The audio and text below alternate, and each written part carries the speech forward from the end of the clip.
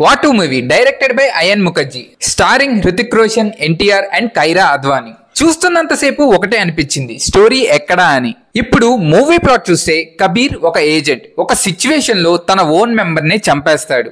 దాని గురించి తన వాళ్లే తనని చంపడానికి ప్రయత్నిస్తారు. అయితే ఇక్కడ అసలు కబీర్ ఇలా చేయడానికి కారణం ఏంటి, అసలు ఇందులో విక్రమ్ ఎందుకు వచ్చాడు, ఫైనల్ గా ఏం జరిగింది అనేదే స్టోరీ. ఇప్పుడు స్టోరీ గురించి చూస్తే యాక్చువల్ గా ఇలాంటి మూవీస్ కి మేజర్ ప్రయారిటీ ఇవ్వకపోయినా లిమిటెడ్ టైం అయినా స్టోరీని బిల్డ్ చేసి రన్ చేస్తారు. బట్ ఇక్కడ అది మిస్ అయింది అనిపించింది. ఎందుకంటే మెజారిటీ ఫోకస్ అంతా యాక్షన్ సీక్వెన్సెస్ మీదే పెట్టారనిపించింది.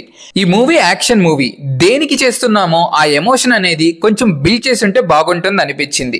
మెయిన్ స్టోరీ మైనస్ అయినా బ్యాక్ స్టోరీ కొంచెం ఎమోషన్ యాడ్ చేసి మూవీని హోల్డ్ చేసింది. అండ్ స్క్రీన్ ప్లే పరంగా యాక్షన్ సీక్వెన్సెస్ తో ఇంట్రెస్టింగ్ గానే రన్ అయింది, కానీ ఒక టైం వరకు. ఎందుకంటే బ్రీత్ తీసుకునే గ్యాప్ కూడా ఉండదు. ఇప్పుడు వావ్ మూమెంట్ అనేది వెంటనే వస్తే మళ్ళీ ఏం చెప్తాంలే అనిపిస్తుంది కదా, ఇక్కడ అదే అనిపించింది. అండ్ స్క్రీన్ ప్లే లో లాజిక్స్ మిస్ అయ్యాయి అనిపించింది. ఒకటి ఫిక్స్ అయ్యి మూవీ చూస్తూ ఉంటాం, మధ్యలో గోల్ మారుస్తారు, కనెక్షన్స్ అనేది కూడా సరిగ్గా ఇవ్వలేదు అనిపించింది.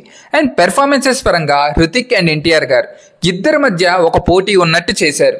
అయినప్పటికీ ఏదో డిసప్పాయింట్మెంట్, ఎందుకంటే ఎన్టీఆర్ గారిలోని యాక్టింగ్ ని సరిగ్గా యూటిలైజ్ చేసుకోలేదు అనిపించింది. And songs and background score చూస్తే ఎన్టీఆర్ గారి బ్యాక్గ్రౌండ్ స్కోర్ సరిగ్గా ఉంది, అలాగే 2 సాంగ్స్ బాగున్నాయి, తెలుగైనా వినడానికి బానే అనిపించాయి. ర్యాప్ సాంగ్ టైప్ ఒకటి ఉంటుంది, అది కొంచెం ఇబ్బంది పెట్టింది అనిపించింది. ఈ మూవీకి మేజర్ ప్లస్ అంటే అది యాక్షన్ సీక్వెన్సెస్. ప్రతి ఒక్కటి రొటీన్ గా కాకుండా హాలీవుడ్ రేంజ్ లో ప్రొజెక్ట్ చేశారు.